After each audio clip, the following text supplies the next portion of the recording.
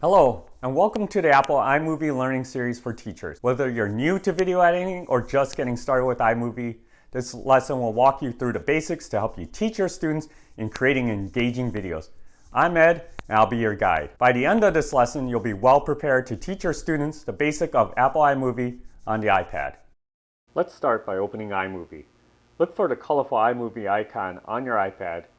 Find the iMovie app icon, give it a tap, and let's begin.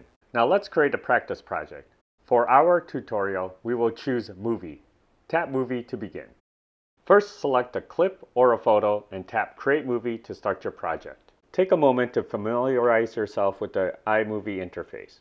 You'll discover your video preview, the timeline at the bottom, and the various editing tools that show up when you tap on the clip in the timeline.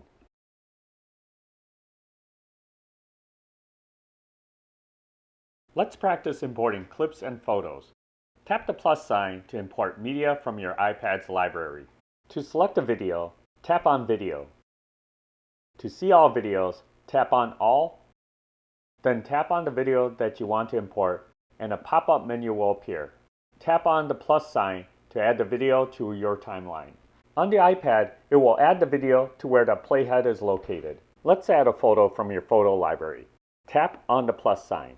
If it is showing the video library, tap back until you are back at the media menu. Tap on Photo. To see all photos, tap on All. Tap on the photo that you want to import and a pop-up menu will appear. Tap on the plus sign to add the photo to your timeline. If you want to change the location of where a clip or photo is added to your timeline, move the playhead to where you want to insert the clip or photo. Then locate the photo that you want to insert, then tap the plus sign to add the clip or photo to your timeline. As you can see, the photo was added to the front of the timeline.